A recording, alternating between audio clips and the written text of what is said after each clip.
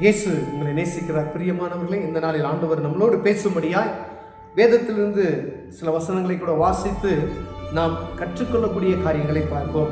அது 1 சாமுவேல் புஸ்தகம் 1வது அதிகாரம் 5வது வசனம் இப்படியாக சொல்லுகிறது: அன்னாளை சிநேகித்தபடியினால் அவளுக்கு இரட்டிப்பான பங்கு கொடுப்பான், கர்த்தரோ அவள் கர்ப்பத்தை அடைத்திருந்தாள். பிரியமானவர்களே, நாம் இந்த வேத பகுதியை அநேக முறைகள் வாசித்திருப்போம், தியானித்திருக்கிறோம். அன்னாள் என்று சொன்ன உடனே ஜெபனுடைய ஞாபகம் நமக்கு வருகிறதை நாம் அறிந்திருக்கிறோம். பாடல்களாய் பாடுகிறோம். அன்னாளை போல நான் ஜெபிக்கணுமே அப்படின்னு சொல்லி அநேக பாடல்களை நாம் பாடுகிறோம்.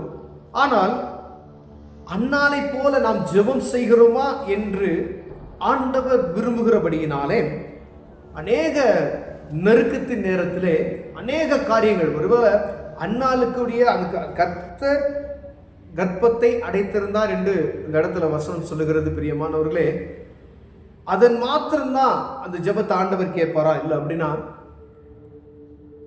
எங்கு பார்த்தாலும் இப்போ ஒரு திருமணமானவர்களுக்கு ஒரு 10 மாதம் அவங்க குழந்தை இல்லை அப்படின்னு சொன்னால் என்ன செஞ்சிருவாங்க? அவங்கள உடனே கேட்க ஆரம்பிச்சிருவாங்க. ஏதாவது ஒரு காரியத்தை கேட்டு அவங்களை துன்புறுத்துகிற, மனவேதனை பண்ணுகிற, என்ன அப்படி அந்த மாதிரி சொல்லிக்கிட்டே இருப்பாங்க, ஏதாவது கஷ்டப்படுத்தி. அதே போல தான் அன்னாளுக்கு நடக்கிறது. இந்த அதிகாரத்தை நீங்கள் முழுவதும் வாசித்து பார்த்தீங்கன்னா அப்படியே சக்கலத்தை அவளை துன்பப்படுத்துகிற, அவளுக்கு குழந்தை இல்லை என்பதை சுட்டி காண்பித்து அவரை நோகச் செய்கிற, அழுகச் செய்கிற காரியங்களை நாம் பார்க்க முடிகிறது. பிரியமானவர்களே, இது தேசமெங்கும் இருக்கிற ஒரு சூழ்நிலை. ஒருவேளை நம்ம நாட்டில் மட்டும்தான் இல்லை, கிறிஸ்தவர்களுக்கு மாத்திரம்தான் அல்ல, எல்லா ஜனத்துக்குள்ளேயும் எல்லா மதத்துக்குள்ளேயும் காணப்படுகிற ஒரு கஷ்டமான, எல்லா இடத்துலையுமே குழந்தை இல்லை அப்படின்னு சொன்னால் அவங்கள ஒரு மாதிரி தான் பார்ப்பாங்க. பார்த்துங்க, எல்லாம் அவங்கள வேதனைப்படுத்துவாங்க. அந்த சகோதரிமார்களை வேதனைப்படுத்துகிறது. சொந்த உறவினர்களே, தன் சொந்த குடும்பத்தில் இருக்கிறவர்களே என்ன செய்றாங்க? வேதனைப்படுத்துகிறாங்க. ஆனால் வேதம் சொல்லுகிறது ஆண்டவர் பெரிய காரியத்தை செய்தார் என்று. அந்த கடைசி அந்த வசனத்தை இங்கே பாருங்க. அன்னாள் தன் இருதயத்திலே பேசினால் அவளுடைய உதடுகள் மாத்திரம் அசைந்தது, அவள் சத்தமோ கேட்கப்படவில்லை. ஆகையால் அவள் வெறுத்திருந்தாள் என்று ஏலி நினைத்து அவளை நோக்கி, நீ எதுவரைக்கும் வெறுத்திருப்பாய்? உன் குடியை விட்டு விலக்கு என்றார். அதற்கு அன்னாள் பிரதியுத்தரமாக, அப்படியல்ல என் ஆண்டவனே, நான் மனக்லேசமுள்ள ஸ்திரீ, நான் திராட்சரசமாகிலும் மதுவாகிலும் குடிக்கவில்லை, நான் கர்த்தருடைய சந்நிதியில் என் இருதயத்தை ஊற்றினேன். பாருங்க, ஆலயத்துக்கு போறார் ஏலி, அங்க இருக்காரு. ஆலயத்துக்கு போறார், ஒரு ஆசனத்துல உட்கார்ந்து இருக்கிற ஏலி. இவ மனசுல இருக்கிறது பூரா அந்த துக்கங்களை தேவ சமூகத்துல கொட்டுகிறா, புலம்பி தவிக்கிறதை இந்த வசனம் சொல்லுகிறது. ஒரு ஊழியக்காரர் பார்த்து, நீ மதுபானம் பண்ணி விட்டு இவ்வளவு நேரம் புலம்பிக்கிட்டு இருக்கியா அப்படின்னு சொல்லி கேட்கிற அளவிற்கு அவள் அவ்வளவு மனக்லேசம் உள்ள ஸ்திரீ. அப்ப சொல்றா பாருங்க, அண்ணா சொல்ற காரியத்தை பாருங்க, நான் மனக்லேசம் உள்ள ஸ்திரீ.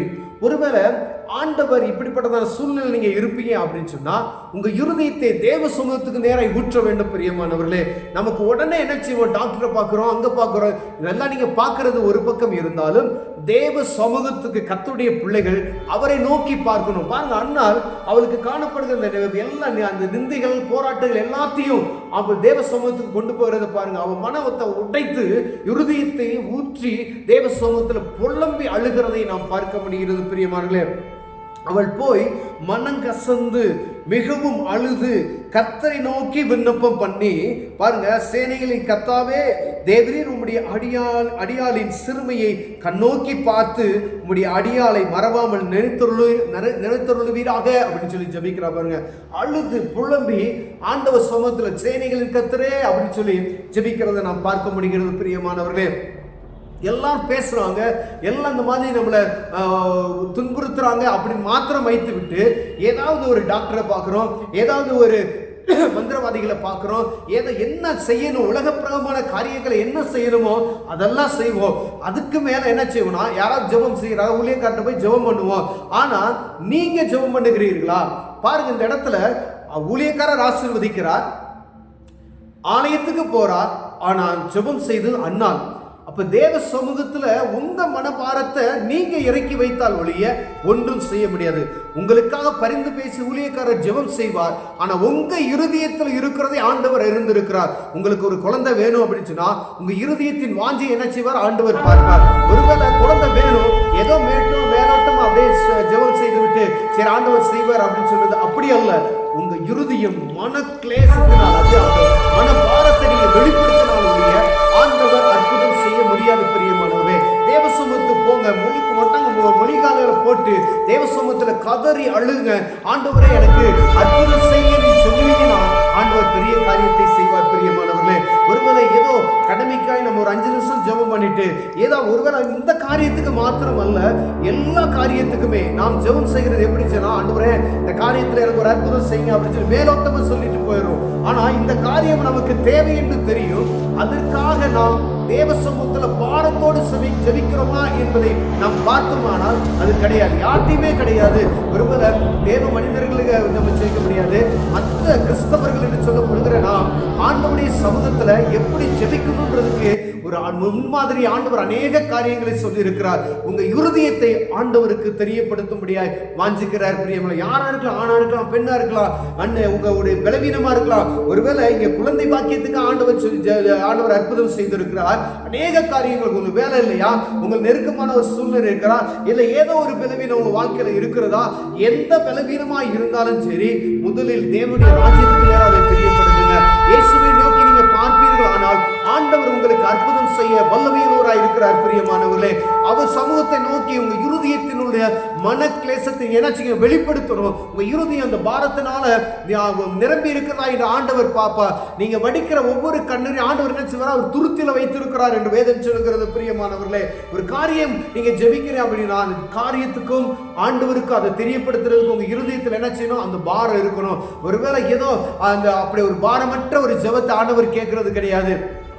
தேவ சமூகத்துல ஒரு தேவனை நீங்க போங்க, ஆண்டவரே இந்த காரியத்தை கருத்தாய் நீங்க ஜெபம் செய்வீர்கள், ஆனால் ஆண்டவர் உங்களுக்கு அற்புதம் செய்ய வல்லமையில் இருக்கார். பிரியமானவர்களே, இந்த அன்னாலை போல நாம ஜெபிக்கணும்னு சொல்லிதான் வாயால அளவு பாட்டு பாடுகிறோம்.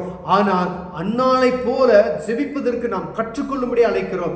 தேவ சமூகத்தில் அன்னாலை போல இருதயத்தை ஊற்றுவதற்கு எனக்கு கிருபை தாங்க அப்படின்னு சொல்லி கேளுங்க. இந்த ஜெப ஆவியை எனக்குள்ள நீங்க வைங்க. ஆண்டவரே, அன்னாளுக்குள்ள அந்த பாரத்தை வைத்தீங்களே, அழுது புலம்புகிற அவருடைய பாரத்தை வெளிப்படுத்துகிற அப்படிப்பட்டதான கிருபையை தாங்க அப்படின்னு சொல்லி நீங்க தேவ சமூகத்தில் கேட்கிறானால் ஆண்டவர் அற்புதம் செய்ய வல்லமையுள்ளவராக இருக்கிறார். நீங்க எந்த காரியத்துக்கு நீங்க ஜெபிக்கிறீங்களோ அந்த காரியத்துக்கு தேவன் என்ன செய்வார், அற்புதம் செய்வார். உங்க இருதயத்தை ஆண்டவர் பார்க்கிறார், அவர் உள்ளித்திரியங்களை அறிந்திருக்கிறார். பிரியமானவர்களே, தேவ சமூகத்தில் கண்களை மூடி ஜெபம் செய்வோம். அன்பின் தகப்பனே, ஆண்டவர் இந்த காலை வேளைக்கு நாங்கள் நன்றியோடுமே துதிக்கிறோம். ஆண்டவரே அப்பா, எங்க இருதயத்தில் உள்ள பாரங்களை அறிந்திருக்கிறவர், எங்க உள்ளித்திரியங்களை அறிந்திருக்கிறவர் ஐயா. ஆண்டவரே, கேட்கிறவன் எவனும் பெற்றுக்கொள்கிறான் என்ற வேத வசனத்தின் பிற ஆண்டவரே எங்களுடைய பாரங்களை சமூகத்தை தெரியப்படுத்துகிற ஐயா. யாரா இருக்கலாம், என்னென்ன பாரமோ என்ன பலவீனமோ ஏதோ ஒரு காரியம் ஆண்டவரே நோக்கி பார்க்கும் பொழுது கர்த்தர் அற்புதம் செய்ய வல்லமையுள்ளவராய் இருக்கிறீர் என்பதை அறிந்து செயல்பட உதவி செய்வீராக. இயேசுவின் நாமத்தில் பிதாவே, ஆமென்.